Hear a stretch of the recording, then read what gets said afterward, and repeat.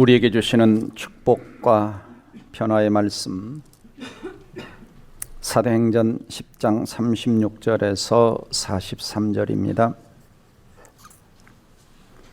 같이 읽겠습니다. 시작. 만유의 주 되신 예수 그리스도로 말미암아 화평의 복음을 전하사 이스라엘 자손들에게 보내신 말씀 곧 요한이 그 세례를 반포한 후에 갈릴리에 시작하여 온 유대에 두루 전파된 그것을 너희도 알거니와 하나님이 나사렛 예수에게 성령과 능력을 기름 부듯 하셨음에 그가 두루 다니시며 선한 일을 행하시고 마귀에 눌린 모든 사람을 고치셨으니 이는 하나님이 함께 하셨습니다.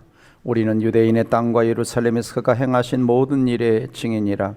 그를 그들이 나무에 달아 죽였으나 하나님이 사흘 만에 다시 살리사 나타내시되 모든 백성이 하신 것이 아니요 오직 미리 택하신 증인 곧 죽은 자 가운데서 부활하신 후 그를 모시고 음식을 먹은 우리에게 하신 것이라. 우리에게 명하사 백성에게 전도하되 하나님이 살아있는 자와 죽은 자의 재판장으로 정하신 자가 곧 이 사람인 것을 청언하게 하셨고 그에 대하여 모든 선자도 청언하되 그를 믿는 사람들이 다 그의 이름을 힘입어 죄사함을 받는다 하였느니라. 아멘. 오늘 말씀의 제목은 오직 예수, 오직 예수. 자, 이렇게 한번 인사해 보겠습니다. 예수님만이 당신의 유일한 구원자여 주님이십니다.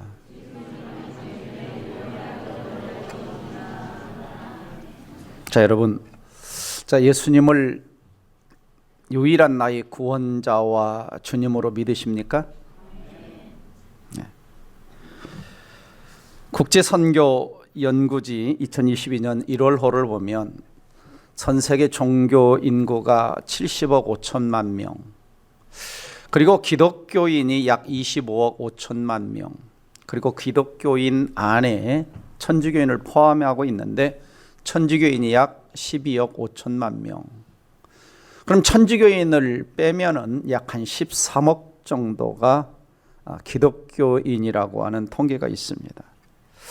과연 그러면 이 사람들 가운데 진짜 예수 믿는 사람은 얼마나 될까? 진짜 예수가 누구신가를 알고 예수 그리스도 그분께 내 모든 죄 문제를 위탁하고 그 예수 그리스도를 내 삶의 주인으로 모시고 오직 예수 그리스도만 의지하며 살아가는 그리스도인들은 얼마나 될까라는 생각을 하게 됩니다. 뿐만 아니라 전 세계 인구가 79억 명이 넘었는데 아직도 25억 명이 다 진짜 예수 믿는다고 본다면 아직도 54억 명은 이 땅에 이뤄진 영혼, 예수를 모른 채 지옥을 향해 달려가는 사람들입니다. 자, 예수님은 어떤 분이냐? 예수님은 나의 과거의 모든 죄 문제를 유일하게 해결해 줄 수 있는 분이십니다. 예수님은 어떤 분이냐? 오늘을 살아가는데 인생의 문제를 얼마든지 도와줄 수 있는 분이시죠. 그리고 예수님은 내 인생의 미래의 문제, 내세의 문제, 저 영원한 천국의 문제를 해결해 줄 수 있는 유일한 주님이시다라고 하는 것입니다. 그렇다면 우리는 누구와 친해져야 되느냐? 예수님과 친해져야 돼요. 자, 여러분, 예수님과 친하십니까? 가끔 이런 분들이 계세요. 교회하고는 친한데 예수님하고는 별로 안 친한. 교회는 열심히 다니는데 예수님하고는 열심히 교제하지 않는. 자, 예수 믿는 사람은 어떤 사람입니까? 예수 믿는 사람은 예수 그리스도를 그 마음의 중심에 모시고 살아가는 사람입니다. 왜냐하면 예수님만이 내 과거의 죄의 문제를 해결해 줄 수 있고 예수님만이 오늘 내 인생의 어려움을 도와줄 수 있고 예수님만이 내 인생 미래의 문제를 해결해 줄 수가 있기 때문입니다. 자, 오늘 우리 성경을 보면은 베드로는 다른 이야기 하지 않습니다. 하나님의 환상을 보여주셔서 고넬료 가정에 보내셨는데 왜 보내셨느냐? 예수 이야기하라고. 예수가 누구신가를 소개하려고. 오직 예수님만이 구원자요, 예수님만이 주님이시요, 예수님만이 내세 문제까지 해결해 주시는 분이신 것을 증거하라고 보내신 걸 깨달은 거예요. 가서 복음을 전하는 겁니다. 그러면서 베드로는 39절에서 나는 예수님이 행하신 모든 일의 증인이다. 나 다 봤다. 같이 밥도 먹고 부활하신 주님 만났어. 그래서 그 주님은 나를 미리 택하셔서 증인되게 하셨다라는 이야기를 하고 있습니다. 그러니까 여러분, 이 자리에 앉은 여러분 예수 믿습니까? 십자가에 죽으시고 부활하신 예수를 믿습니까? 그럼 여러분이 뭐예요? 증인이에요. 예수 만난 자가 증인이 될 수 있는 겁니다. 그러니까 지금 베드로를 통해서 하나님은 고넬료의 가정이 복음이 전해지고, 고넬료의 가정을 통해서 또 이방인들에게 복음이 전해지고, 이방인들에게 전해진 복음이 오늘 우리에게까지 전해진 겁니다. 그러므로 생명은 생명을 낳고, 복음은 복음을 낳고, 증인이 증인을 낳는 것입니다. 그러면 베드로가 고넬료 가정에 전한 예수님은 과연 어떤 분이셨는가? 첫 번째는 유일한 구원자 예수님을 증언합니다. 유일한 구원자. 사도행전 4장 12절을 같이 읽어보겠습니다. 시작. 다른 이로서는 구원을 얻을 수 없나니 천하 인간의 구원을 얻을 만한 다른 이름을 우리에게 주신 일이 없음이니라 하셨더라. 구원을 얻을 만한 다른 이름이 주신 일이 없다. 자, 일찍 이것은 사도행전 4장에서 베드로가 이야기한 것입니다. 그럼 베드로가 전한 유일한 구원자는 이 공생의 기간 동안 어떻게 이 땅에서 사셨는가? 사도행전 10장 38절을 같이 다시 읽어봅니다. 시작. 하나님이 나사렛 예수에게 성령과 능력을 기름 붓듯 하셨음에 그가 두루다니시며 선한 일을 행하시고 마귀에게 눌린 모든 사람을 고치셨으니 이는 하나님이 함께 하셨습니다. 자, 예수님은 33년 사셨죠. 그리고 공생에 3년 사셨습니다. 근데 3년 사셨는데 그 3년 동안 엄청난 영향을 미쳤어요. 그 이유 중에 한 가지는 뭐냐면 하나님이 나사렛 예수에게 성령과 능력을 어마어마하게 한량없이 부어주셨습니다. 그래서 다니는 곳곳마다 선한 일을 행하시. 선한 일이 뭐냐? 복음을 전하고 하나님 말씀을 가르치고 마귀에게 눌린 자들을, 병든 자들을 고쳐내시는, 이것이 선한 일이죠. 이 선한 일을 3년 동안 하셨는데 어마어마하게 영향을 끼친 거예요. 그래서 그 예수 그리스도의 영향력은 3세기가 지나지 않아 로마의 달력을 바꾸었습니다. 예수님이 태어날 때를 기준으로 해서 로마의 달력을 바꿨고, 그 로마의 달력은 전 세계의 달력이 됐죠. BC와 AD, 주전과 주후. 엄청난 영향을 끼친 겁니다. 엄청난 영향을.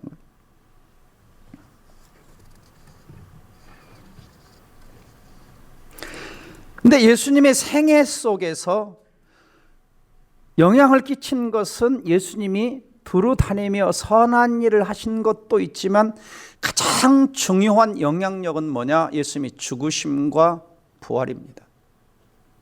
예수님께서도 공생에 사시는 동안 자주 말씀하셨던 것이 있었는데 그건 뭐냐면 자신이 죽을 거라는 것입니다. 자신이 죽음에 대한 이야기를 하셨어요.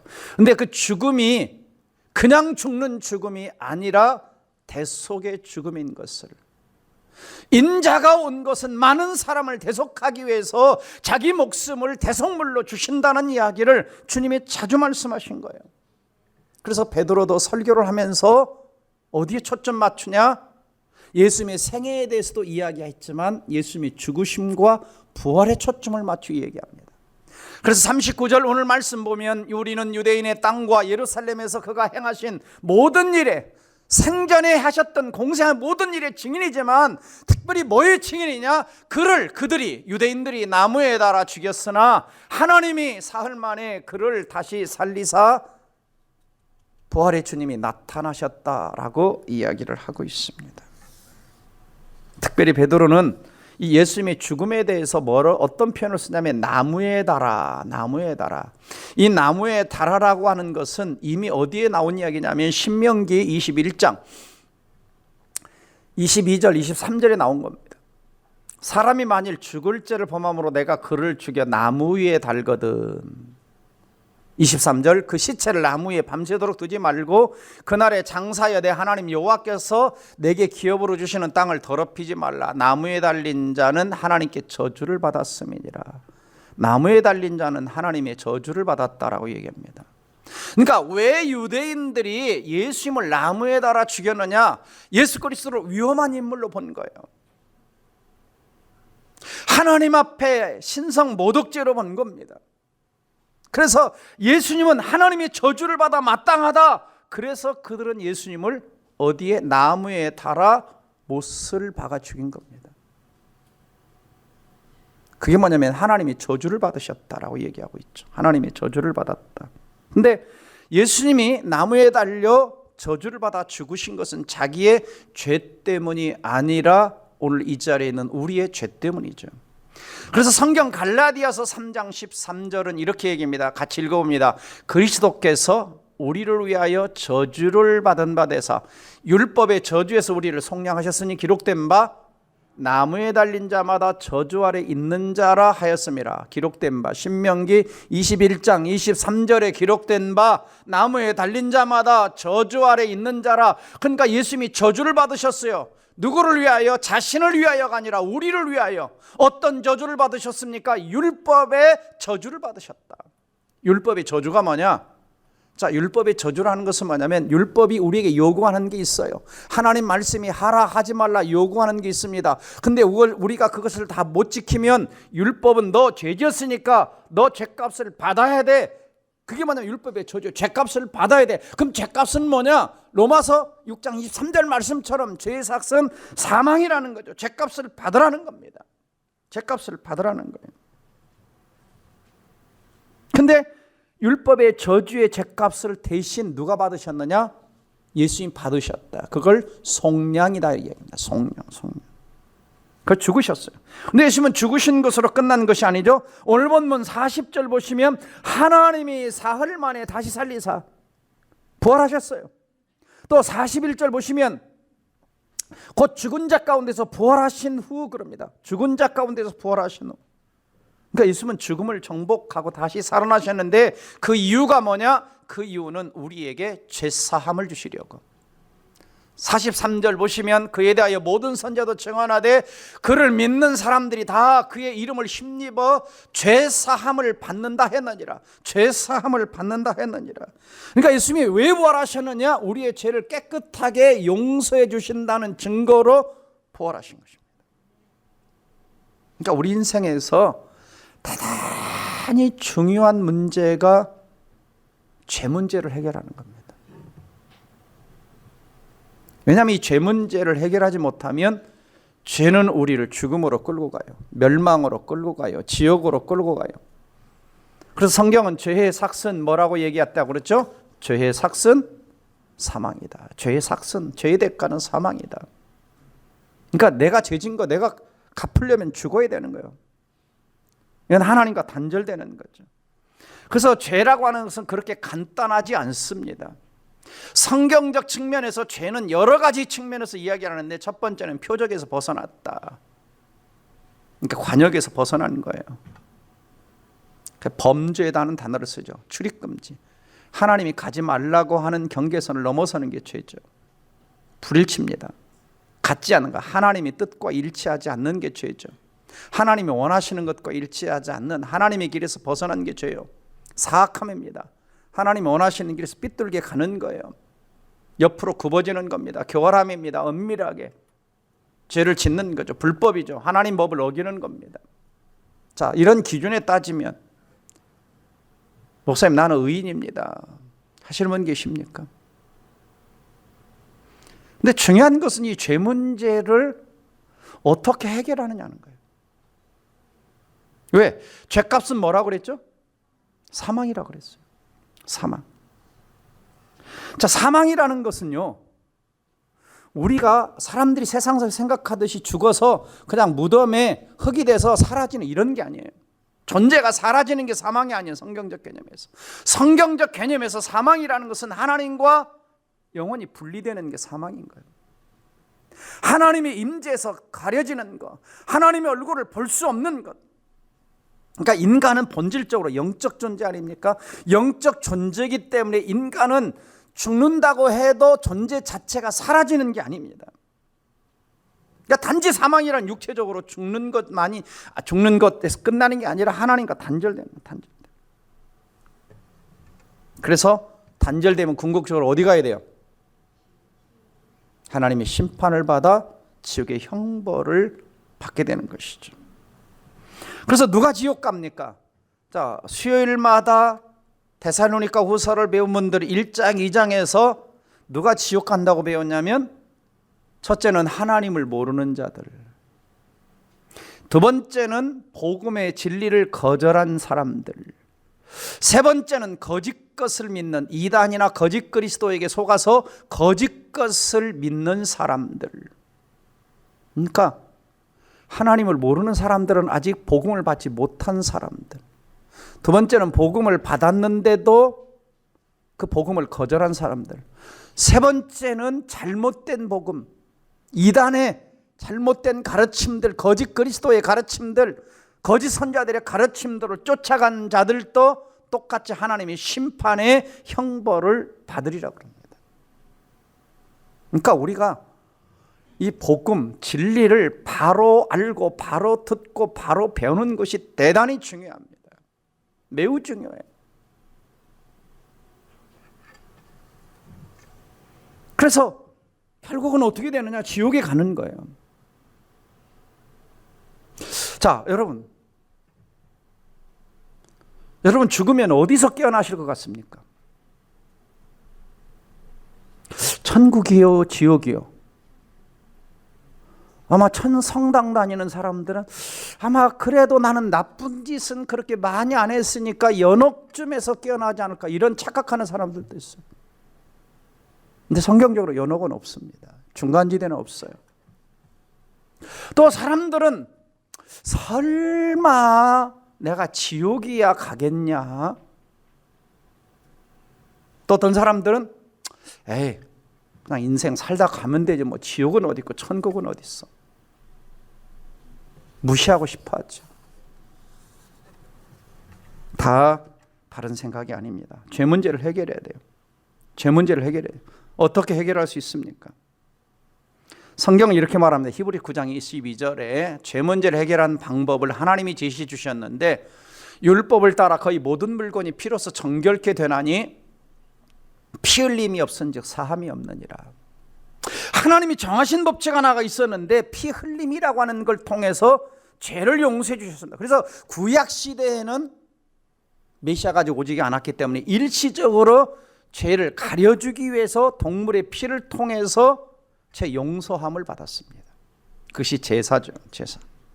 근데 신약 시대는 예수님이 오셔서 히브리서 9장 10장 말씀처럼 단 한 번만에 예수님이 어린 양의 제물이 되어 주셔서 하나님과 화목하게 하시려고 우리를 위하여 피 흘리신 겁니다. 그래서 피 흘림으로 죄 사함을 선물로 우리에게 주셨어요. 그럼 우리가 어떻게 죄 사함을 받느냐? 43절 말씀 보시면 그를 믿는 사람들이 다 그의 이름을 힘입어. 그를 믿는 사람들이, 예수님의 죽으심과 부활을 믿는 사람들이 다 예수님의 이름을 힘입어 죄사함을 받는다. 예수님을 통해서 죄사함을 받는다는 겁니다. 그러니까 예수님의 죽으심과 부활하심을 믿는 사람들이 죄사함을 받는 것입니다. 다른 길은 없어요. 그러면 죄사함을 받지 못하면 어떻게 된다고 했죠 아까? 자, 다시 데살로니가 후서 1장 8절 9절 여러분 한번 보시면, 데살로니가 후서 1장 8절 9절을 보시면, 자, 아까 좀 전에 말씀드렸죠? 누가 벌을 받느냐? 하나님을 모르는 자들. 그러니까 복음을 못 들은 자들이 하나님 모르는 자들 아닙니까? 그들도 벌을 받아요. 어떤 사람은 이거 불공평하지 않습니까? 저한테 묻지 마세요. 그건 하나님이 정해놓은 거예요. 하나님 모르는 자들. 그 다음에 우리 주 예수의 복음에 복종하지 않은 자들. 전도했어요. 거절한 사람들.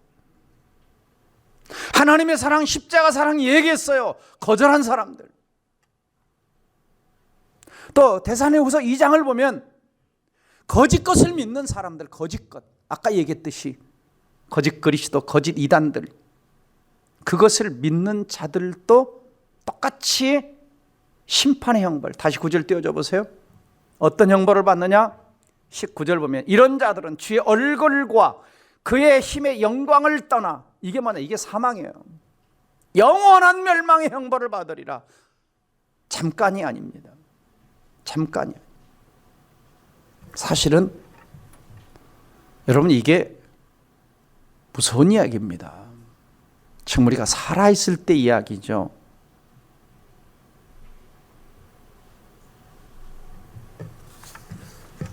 어떤 형벌을 받습니까? 자, 보세요. 요한계시록 20장 10절 보시면 그들을 미혹하는 마귀가 불과 이왕못에 던져지니. 자, 마귀가 불과 이왕못, 지옥이죠. 근데 거기는 마귀만 던져지는 것이 아니라 그 짐승과 거짓 선지자도, 거짓 선지자만 던져지는 것이 아니라 아까 하나님을 모르는 자들, 복음을 거절한 자들, 또 거짓 선지자들을 따라갔던 자들이 함께 던져져서 세세토록 밤낮 괴로움을 받으리라. 누구든지 생명책에 기록되지 못한 자는 불못에 던져지리라.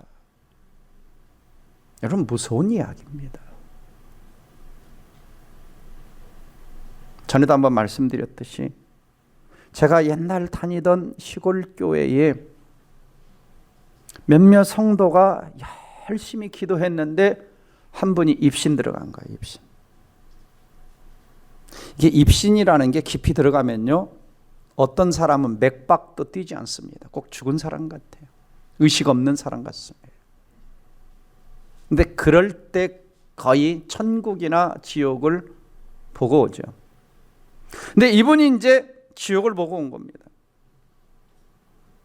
지옥을 갔더니 예수 믿지 않고 돌아가신 자기 아버지가 계시더래요. 근데 이제 이분이 보신 건데, 꼭 지옥이 그렇다고 다 말할 수는 없지만 뜨거운 이런 불판 같은 게 있더래요. 이렇게 쇠판 같은 게 있는데 거기에 구멍이 성성성 나 있고 밑에서 파란 불꽃, 빨간 불꽃이 막 올라오는데 자기 아버지가 그 불판에서 아탁아탁 하면서 뛰고 있어요. 이걸 보고 너무 충격을 받아가지고 하나님한테 요청을 했대요. 주님, 좀 우리 아버지를 여기서 좀 천국으로 옮겨주시면 제가 주님을 위해서 무슨 일이라도 할 테니까 좀 옮겨달라고. 안 된다고 하시더래요. 안 된다. 그래서 그분이 입신 들어갔다 깨어나셨는데 한 석 달 동안은 그 이야기를 누구 앞에도 할 수가 없었어요. 너무 고통스럽고 힘들었어요.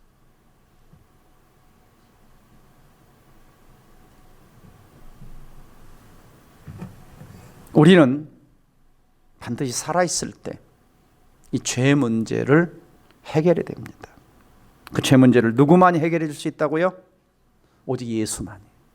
그래서 예수만이 죄사함의 문제를 해결해 주시는 우리의 유일한 구원자가 되시는 걸 믿으시기를 주의 이름으로 축원합니다. 두 번째는 베드로가 전한 예수님은 누구냐? 유일한 주님이시라는 겁니다. 36절 보니까 만유의 주 되신 예수 그리스도입니다. 만유의 주, 만유의 주. 만유란 말은 하늘과 땅에 있는 모든 것들을 만유고, 주라는 말은 주인, 주권자, 통치자, 섭리자라는 뜻입니다. 그러니까 예수님은 하늘과 땅의 모든 것의 주인이시다라고 하는 거죠. 주인이시다. 자, 베드로 당시 로마가 통치를 하고 있지 않았습니까? 대부분 많은 나라들이 로마의 속국이었습니다. 그래서 로마의 황제는 그 모든 그 자기 통치하는 나라 사람들을 자기를 숭배하도록 하기 위해서 인사를 시키는 겁니다. 사람들에게. 그래서 그 당시 사람들은 식민 사람 만나면 이렇게 얘기해요. 상대방이 자, 가이사는 주님이십니다. 이렇게 인사를 하면 나도 맞습니다. 가이사는 나의 주님이십니다. 이렇게 인사를 해야 되는 거예요. 가이사는 로마 황제의 칭호입니다. 이름이 아니고 황제라고 부를 때 가이사, 우리나라 대통령, 왕 같은 이런 칭호가 가이사, 시저라고도 하죠. 네. 근데 예수 믿는 사람들이 내게 와서 상대방이 가이사는 주님이십니다 이렇게 인사를 하면 신실한 그리스도인 뭐라고 대답하느냐? 아닙니다. 나의 주인은 오직 예수 그리스도뿐입니다 라고 대답을 했다고 합니다. 그것 때문에 수많은 그리스도인들이 로마 콜로세움 원형 경기장에서 사자밥이 되고 짐승의 밥이 되고 불태워 죽임을 당했습니다. 그럼에도 불구하고 그들은 예수만이 나의 주님이시다는 이 신앙 고백을 한 거예요. 지금 베드로는 그 이야기를 하는 겁니다. 예수는 만유의 주님이다, 우리의 주님이다, 모든 것의 주인이시다 라는 지금 이야기를 하는 거예요. 왜 만유의 주인이냐? 첫째는 온 세상을 만드신 창조주기 때문에. 골로새 1장 16절 같이 읽어봅니다. 시작. 만물이 그에게서 창조되되 하늘과 땅에서 보이는 것들과 보이지 않는 것들 혹은 왕권들이나 주권들이나 통치자들이나 권세들이나 만물이 다 그로 말미암고 그를 위하여 창조되었고, 만물이 그를 통해서 창조되었다. 예수님은 창조주죠. 창조주. 모든 걸 만드셨어요. 만물의 주님이시죠. 그 만물 안에 여러분, 저와 여러분이 들어가는 겁니다. 그러니까 예수님은 저와 여러분의 누구시라고요? 주님이신 겁니다. 나를 만드신 분. 두 번째는 왜 만유의 주님이냐? 구속주이시기 때문에. 이사야 43장 1절 보시면 야곱아 너를 창조하신 여호와께서 지금 말씀하시느라 이스라엘 너를 지으시니가 말씀하시느라 너는 두려워하지 말라 내가 너를 뭐하였고? 구속하였고. 구속이란 말은 값을 지불하고 샀다는 겁니다. 아까 속량이란 말하고 같은 말이에요. 속량이란 리뎀션, 값을 지불하고 산 겁니다. 너는 그래서 지명해가지고 선택해가지고 값을 지불해서 내 거 만드는 거야. 내 거. 너는 내 거야. 왜? 내가 값을 지불하고, 신약시대 개념으로 말하면 예수의 피값을 지불하고 너를 샀으니까 너는 내 거야. 하나님이 내 거야 라고 하는 겁니다. 자, 이런 이야기가 있어요. 아프리카 어떤 청년이 소원이 뭐냐? 통나무 배를 갖는 거예요. 근데 어느 날 정글을 지나다 보니까 큰 나무가 하나 쓰러진 겁니다. 그래서 그 나무를 썰고 깎고 해서 모양을 만들어 가지고 통나무 배를 만드는 거예요. 정말 정성과 힘을 기울여 아름답게 만들어서 이걸 이제 강에다 탁 띄워 가지고 그 통나무 배를 타고 다니면서 너무 즐겁고 기쁘고 행복했어요. 근데 어느 날 큰 폭우가 내려서 어느 날 밤에 다음날 아침 나가보니까 강가에 매놨던 자기 통나무 배가 사라진 거예요. 폭우에 떠내려가 버린 겁니다. 내가 이거 어떻게 정성 들여서 만든 건데, 땀을 흘려 만든 건데, 사랑하고 애착이 가는 건데, 그래서 이제 강줄기를 따라서 몇 날 며칠을 찾으러 갑니다. 가보니까 어느 강가에 그 배가 매여 있는데 어떤 사람이 자기 거라는 거예요. 그래서 이거 내가 만드는 거예요. 내 겁니다. 당신 거라는 게 무슨 증거가 있어? 내가 이거 내 거야, 내 거. 그래서 싸우다가 안 돼가지고 그럼 나한테 이거 팔아요, 팔아. 근데 또 비싸게 달라 그러네. 그래서 너무 자기가 이걸 정성스럽게 만들었기 때문에 값을 좀 비싸지만 좀 지불을 하고 다시 그 통나무 배를 타고 자기 집으로 옵니다. 자기 집으로 오면서 배야 내가 너를 만들었단 말이야. 잠깐 잃어버렸는데 너 값비싼 값을 지불하고 너희가 다시 샀으니까 너는 내 거야. 근데 2배로 내 거야. 2배로. 자, 이게 누구의 고백이요? 그러니까 하나님의 고백입니다. 하나님의 고백이죠. 내가 너를 창조했다. 근데 너는 죄 때문에 너 자신을 잃어버렸는데 내가 다시 예수 피값을 지불하고 너를 다시 산 거야. 이제 2배로 너는 내 거야. 내 거야. 오늘 주님이 저와 여러분에게 말씀하십니다. 이게 뭐냐? 이게 구속인 거예요. 그래서 우리 예수님은 우리의 주님이 되실 자격이 있으신 겁니다. 세 번째는 왜 만유의 주님이냐? 오늘 또 그 주님 우리를 섭리하시는 거예요. 통치하시는 거예요.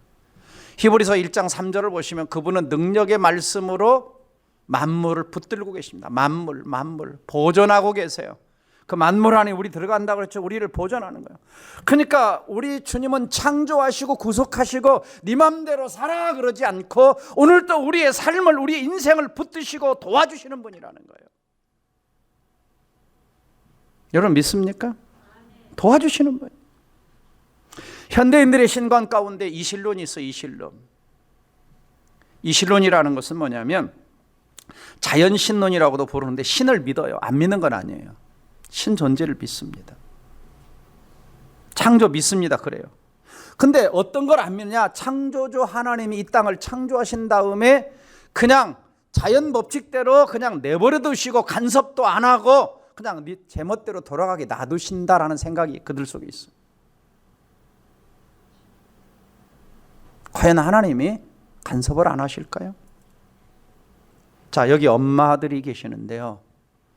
엄마들이 뱃속에서 9달 동안 아이를 다 정성스럽게 품고 그냥 해서 고생해서 아이를 탁 낳았어요. 딱 난 다음에 아이한테 얘야, 내가 지난 9달 동안 너무 고생한 거 알지? 그러니까 이제 네 맘대로 자립해라. 알아서 밥 먹고 알아서 세상 헤쳐 살고. 그렇게 하면 어떻게 되겠어요? 우리 하나님 그런 분이 아니라는 겁니다.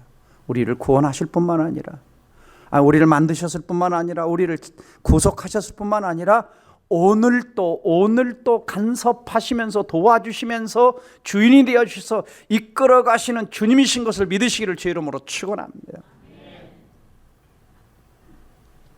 그리스도인은 그걸 인식하고 사는 거예요.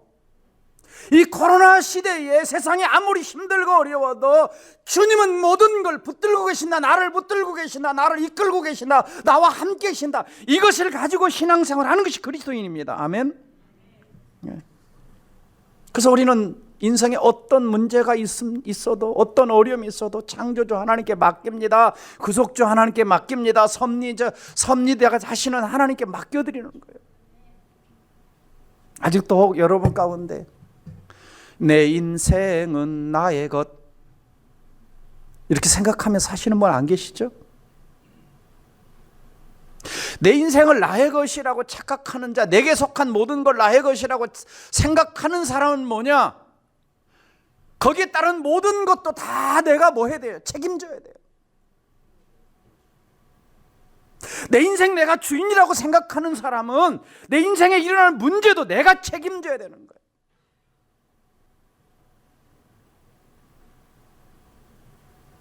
근데 사실 많은 사람들이 예수님을 구원자로는 믿는다고 하는데 주님으로 잘 안 맡겨요.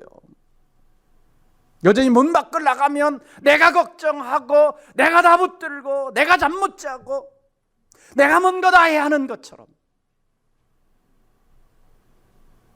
주님 앞에 맡기지를 못합니다. 여러분, 현대인의 가장 큰 거짓말 중에 하나가 뭐냐? 내 인생은 나의 것이라고 하는 겁니다. 거짓말입니다. 아까 증명해 드렸잖아요. 창조의 주님이시고 구속의 주님이시고 섭리의 주님이시다. 주님 겁니다. 우리 인생은.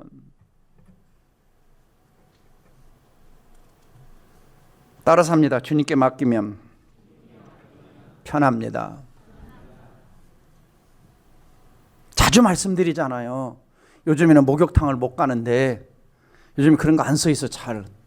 근데 옛날에는 목욕탕 가면 딱 옷장 딱 열면 그 옷장 그 문에다가 뭐라고 써놨어요?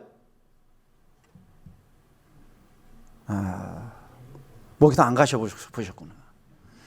기중품은 카운터에 맡겨주십시오. 맡기지 않은 물건은 책임지지 않습니다. 주님께 맡기시라는 겁니다. 아멘. 맡기면요 주님이 알았다 그러십니다. 알았다. 질문에 답을 달아주시고 고통의 문제에 도와주시고 내가 해결할 수 없는 거 주님이 길들을 열어주시는 걸 믿으시기를 제 이름으로 축원합니다. 마지막으로 베드로가 전한 예수님은 재림하실 유일한 재판장이라는 겁니다. 재판장. 42절 보시면 우리에게 명하사 백성에 전도하되 하나님이 살아있는 자와 죽은 자의 재판장으로 정하신 자가 곧 이 사람 예수님이라는 거예요. 살아있는 자와 죽은 자의 재판장이 누구냐? 예수님이시라는 거예요. 이 말은 예수님이 다시 오실 거라는 거예요. 다시 재림하셔서 그때에 살아있는 자 죽은 자들이 다 죽은 자는 무덤에서 내주고 바다가 내줘서 주님 앞에서 재판을 받는 거예요. 심판을 받는 겁니다. 그래서 예수님은 반드시 이 땅에 다시 오실 겁니다. 어떻게 오시느냐? 사도행전 1장 11절 잘 보시면 어찌하여 서서 하늘을 쳐다보느냐? 하늘로 올려지신 예수는 하늘로 가심을 본 그대로. 그러니까 예수님은 어디서 오시느냐? 재림하실 때 땅에서 태어나세요? 하늘에서 내려오십니다. 그러니까 이 땅에 재림 예수라고 하는 자들이 내가 땅에서 몇 년도 몇 월 평안도 어디에서 태어났다, 강원도 어디에 태어났다, 전라도에 태어났다는 사람은 다 뭐다? 가짜다. 그 다음에 또 어떤 모습으로 오냐? 하늘로 올림을 본 그대로. 아직 아니에요. 자, 하늘로 올라가심을 본 그대로 온다 그랬어요. 그러니까 예수님이 하늘로 올라가실 때, 자, 도마가 예수님의 손바닥 보니까 뭐가 있어요? 못자국 있어. 옆구리 있었잖아요. 그러니까 어디서 재림 예수다 이렇게 나타난 사람이 있으면 가서 뭐 보자고 해야 돼요? 손 좀 보자고 해야 돼. 옆구리 만져보자고 해야 돼. 진짜 재림 예수라고 거짓말 치려면 여기다가 못질 해가지고 못자국 만들어야 돼. 여기다 창 한 점만 찔러가지고 만들어 놔야 돼. 다 가짜라. 이 구절 하나만 봐도 우리가 그냥 가짜 재림 예수에게 안 빠진단 말이에요. 너무나 많은 사람들이 이단에 빠져 있어요. 거짓 가르침에 속았어요. 다 어디 간다? 성경에서 아까 얘기하듯이 지옥 간다. 심판의 형벌을 받는다. 성경이 있는데도 성경을 제대로 못 배운 거예요. 안타깝게도 오늘날 많은 사람들이 예수님이 다시 오실 예수님을 안 믿어요. 그래서 14절 베드로후서 3장 4절 보면 이르되 강림하신다는 재림하신다는 약속이 어디 있냐? 조상들이 잔후로 만들어진 처음 창조하실 때 세상 창조 때부터 지금까지 그대로인데 사람들이 이런 이야기 뭐 그런가 해와달 그냥 뜨네? 아, 진짜 예수님 안 오시나? 여러분, 예수님 왜 다시 오셔야 되느냐? 첫째는 성경 예언 성취를 위해서. 자, 구약 성경에 2200가지 예언이 나옵니다. 창세기 3장 15절에 예수님이 여자의 몸에서 여자의 우선에서 오겠다고 약속하신 대로 때가 참에 오셨어요. 예수님이 십자가 죽으심, 예수님의 부활 다 예언된 대로 오셨어요. 마찬가지로 예수님의 재림도 예언 성취를 위해서 오실 겁니다. 왜? 다른 것들이 100% 다 이루어졌으니까. 이제 남은 것이 있다면 예수님의 재림에 대한 예언입니다. 또 예수님이 왜 다시 오셔야 되느냐? 교회를 위한 하나님의 계획이 성취되기 위해서. 교회를 위한 하나님의 계획은 뭡니까? 작년에 제가 비유 시리즈에서 이야기한 것처럼 신랑 대신 예수님이 다시 오시면 교회는 신부입니다. 우리는 뭐 해야 돼요? 결혼식을 해야 돼요. 누구와? 예수님과. 그래서 여기 말씀 보시면 어린 양의 혼인기약이 이르렀고, 또 9절 말씀에도 보면은 어린 양의 혼인잔치에 청함을 받은 자들은 복이 있도다. 청함 받은 자가 누구냐? 예수 믿는 자들이에요. 죄사함 받고 예수 믿는 자들이 혼인잔치에 참여. 그래서 다시 오셔야 되는 거예요. 세 번째는 왜 오셔야 되느냐? 조금 전에 말씀드린 것처럼 심판하기 위해서, 재판하기 위해서. 그래서 예수님은 재판장으로 오시는 거예요. 인자가 아버지 영광으로 그 천사들과 함께 오리니, 천사들과 함께 오리니. 그러니까 자기 혼자 떨렁 온 사람은 재림 예수가 아닌 거예요. 천사들과 함께 와야 되는 거예요. 그때 각 사람이 심판을 받는다고 말씀하십니다. 그래서 예수님의 재림은 예수 믿는 사람에게는 복된 소망이지만 안 믿는 사람에게는 무서운 두려움의 형벌인 것입니다. 또 한 가지는 고난받는 성도들에게 상급을 주시기 위해서. 너희 믿음의 확실함은 불로 연단 없어질 금보다 더 귀하여 예수 그리스도에 나타나실 때, 예수님이 재림하실 때에 칭찬과 영광과 존귀를 얻게 하실 것이라. 보라 내가 속히 오리니. 속히 오리니 왜? 내가 줄 상이 있어서. 예수님을 위해서 순교하고 헌신하고 희생하고 봉사하고 섬겼던 모든 것들에 대해서 하나님이 보상해 주시기 위해서 주님이 다시 오시는 겁니다. 어떤 모습으로 오신다고요? 어떤 모습으로? 하늘로 올려가심을 본 그대로 오신다. 아멘. 그리고 어떻게 오시느냐? 구름 타고 오시리라. 각 사람, 모든 사람이 눈이 그를 보겠고 그를 찌른 자도 보고 땅에 있는 모든 족속이 그로 말미암아 애곡하리니. 그러니까 여러분이 어딘가에서 재림 예수가 왔다 그런데 여러분이 몰라요. 그러면 내용을 몰라도 가짜다. 속지 마시기 바랍니다. 지금까지 이 땅에 너무 많은 사람들이 속아서 이 땅의 이단들이 수백만 명이 됐습니다. 그 사람들은 다 대부분이 재림 날짜를 예언했는데 안 맞았어요. 또 안 맞았어요.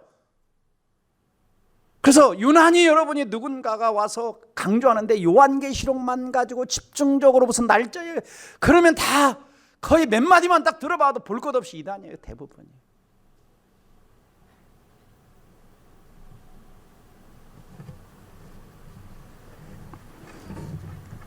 사랑하는 성도 여러분, 말씀을 정리합니다.